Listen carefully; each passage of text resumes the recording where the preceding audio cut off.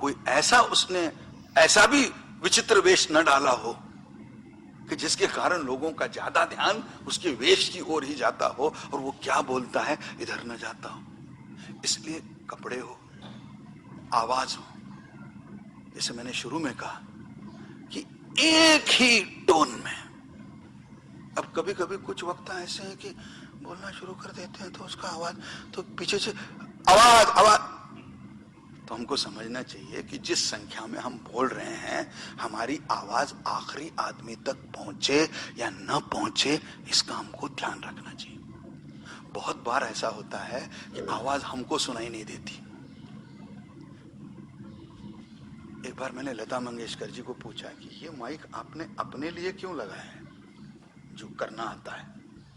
तो उन्होंने कहा देखो 1,00,000 लोग मेरा गाना सुनने आते हैं तो पीछे लोगों को सुनाई देना या नहीं है तो मेरे को हमेशा डर लगता है कि इनको सुनाई दे रहा है नहीं दे रहा है, इसलिए मैं अपनी आवाज बढ़ाते जाती हूँ और थोड़ी देर के बाद फिर इस गले पर ऐसा असर होता है कि आधे में भाषण बंद करना पड़ता है या पानी पीना पड़ता है। तो उन्होंने कहा इसलिए मैं इसको रखती हूँ ताकि मैं सुन सकती हूँ कि मेरी आवाज नीचे ऊपर। अब अपने को गाना तो नहीं गाना है, इसलिए उतनी कोई हमको ज्यादा ध्यान देने की जरूरत नहीं है। लेकिन बहुत बार हमने देखा 25-25 साल भाषण करने के बाद भी माइक से कितने नजदीक रहे कितने दूर रहे ये हमको अभी तक तय हम नहीं कर पाते। कुछ लोग सीधा अंदर जाकर बोलना शुरू कर देते हैं, अभी तो कान दर्द हो रहा है, या कुछ लोग इतने पीछे खड़े हो जाते। तो साधारण बरसों के बाद बैठ कैसी पकड़ना, स्टैंड कैसे लेना, ये तो चीजें अभ्यास से आनी चाहिए। लेकिन ये ध्यान रखना पड़ेगा। एक और ध्यान रखें, हम जिसके सामने बोल रहे हैं उन लोगों की थोड़ी हमको जानकारी होनी चाहिए ताकि हम उदाहरण वैसे ही दें जो उनके अनुभव में हो। नहीं तो गांव में भाषण कर रहे हैं और उसमें उदाहरण बता रहे हैं। जब हवाई जहाज 40,000 फीट पर चला जाता है तब जिस प्रकार की आवाज आती, हम गांव वाला बोलेगा ये आवाज हमने कभी बैठे नहीं, कभी 40,000 फीट पे गए नहीं, ये कौन सी आवाज की बात कर रहे हैं। या आप किसी सीआईआई के मीटिंग में बोल रहे हो, सब शहर के बड़े बड़े उद्योगपति आए, आप कहे देखिए बैलगाड़ी जब चलती है ना तब जब बाईं ओर का चक्कर, अरे भाई वो बाप में कभी उसने बैलगाड़ी में बैठा नहीं, उसको बाईं ओर के चक्कर का उदाहरण क्या दे रहा हूं। अगर उत्तर प्रदेश में गए और कहीं महाराष्ट्र का संत ढूंढ लिया तो जो जानकारी उसको होगी नहीं।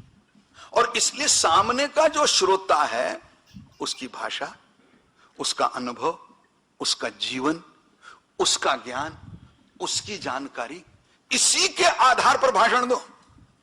अब गांव में लोग अगर अंग्रेजी कम समझते हैं और आपको मोह है कि आपके अंग्रेजी का ज्ञान इनको पिलाना है, तब ध्यान रखिए जो भी आप अंग्रेजी का शब्द उपयोग कर रहे हो या कोई अंग्रेजी की कहावत कह रहे हो उसको हिंदी में या जिस प्रांत की भाषा में आप हो उस प्रांत की भाषा में भाषांतरित करके उसके पास पहुंच जाए, ये भी देखो। एक और ध्यान रहे कि भाषण एक मुद्दे पे नहीं होता, तो एक मुद्दा इतना खींचा जाता है। जैसे मुझे याद है एक बार मुझे ग्रेजुएट कॉन्स्टिट्यूंसी के लिए भाषण को कहा गया।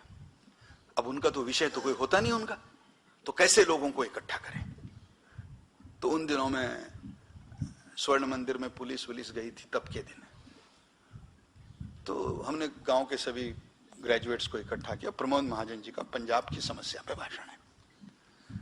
फिर हमने वर्णन शुरू किया पुलिस स्वर्ण मंदिर में कैसी गई।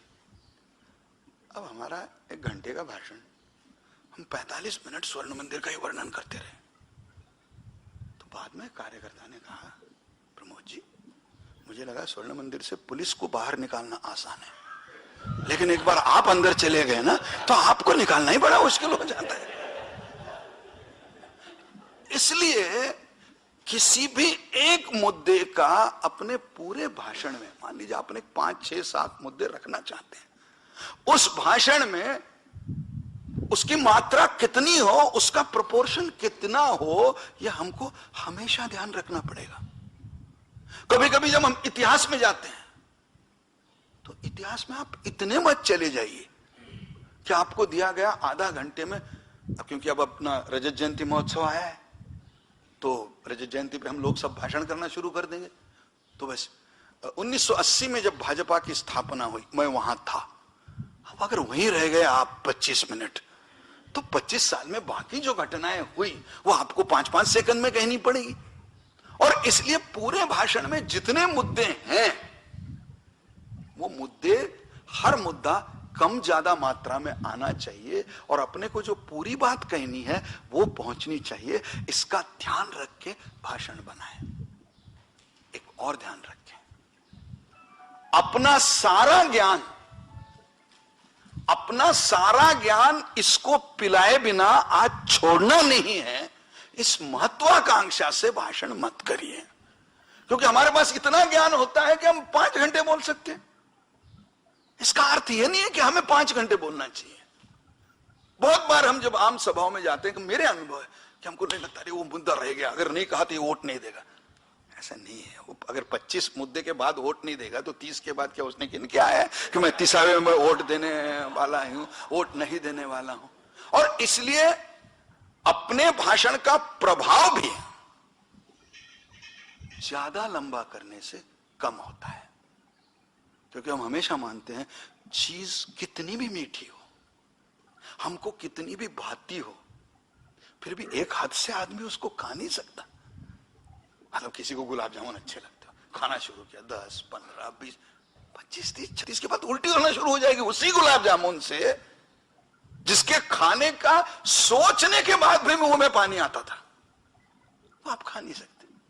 और इसलिए सारा ज्ञान नहीं उड़ेलना है। और इसलिए समय, मुद्दे, इसको भी ध्यान रखिए। अब वक्तृत्व, संवाद हर जगह अलग अलग होता है। जैसे जब हम संसद में बोलते हैं, विधानसभा में बोलते हैं, प्रतिनिधि सभा में बोलते हैं, तो पहले ऐसी शैली मत अपनाइए, वही बाजार में वही दरबार में। हर स्थान की शैली अलग होती है। पहले तो हम संसद में जब बोलते हैं तो यह ध्यान रखें कि बाहर, मैं जब संसद कहता हूं तो मैं कॉरपोरेशन भी उसी में आती है, प्रतिनिधि सभा आप कहिए। बाहर जैसे मैं आज आपके सामने खड़ा हूं, घर का माहौल है, मुझे कहा कार्यक्रम में आपको 45-50 मिनट बोलना है, फिर थोड़ी चर्चा होगी। अब मान लीजिए चर्चा है, उसमें मेरी पार्टी को 25 मिनट है, उसमें और कोई जी बोलने वाले हैं, तो पहले तो मुझे कितना समय वहां मिला है, मुझे समय ध्यान रहना चाहिए।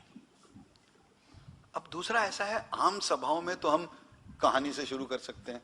मुझे महाभारत की एक कहानी याद आई। अब वहां राज्यसभा में मैं महाभारत की कहानी सुनाऊंगा तो लोग बोलेंगे गुरुदेव बाहर जाके कीर्तन शुरू करिए, यह कोई राज्यसभा है, कोई कीर्तन सभा थोड़ी है जहां आप महाभारत की कहानी सुना रहे।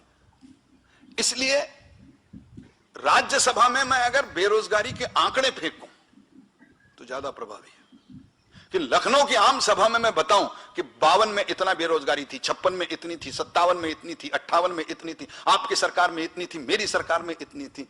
लोगों को एक आंकड़ा ध्यान नहीं रहता, तेरे 6-6 के आंकड़े और संसद में बेरोजगारी के आंकड़े, दोनों का प्रभाव अलग है, ध्यान रखने वाला है। इसलिए आम सभाओं में बेरोजगारी के आंकड़े और संसद में बेरोजगारी के आंकड़े, दोनों का प्रभाव अलग है। इसलिए समय और अभ्यास प्रतिनिधि सभाओं में तो उससे ज्यादा आवश्यक बनता है। श्रोता अलग होते हैं।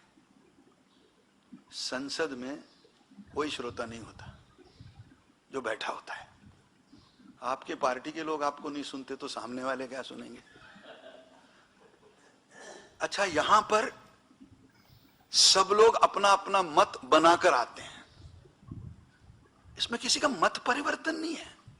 हां, जबकि आदर्श जनतंत्र में यह माना जाता है, डेमोक्रेसी का वर्णन किसी ने कहा गवर्नमेंट बाय डिस्कशन, चर्चा से सरकार होती है। लेकिन जो लोग हम में से इसको देखते हैं, अनुभव करते हैं जिस स्तर पर, उन सबको पता है कि सत्ता और विपक्ष के बोलने का एक दूसरे पर कुछ असर नहीं होता,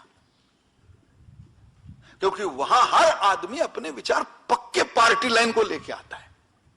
और इसलिए कितना भी बढ़िया आप बोले, सामने वाला लॉबी में आने के बाद आपको कहेगा कि भाषण बहुत अच्छा होगा, लेकिन अंदर कभी नहीं कहेगा कि आपका भाषण अच्छा होगा।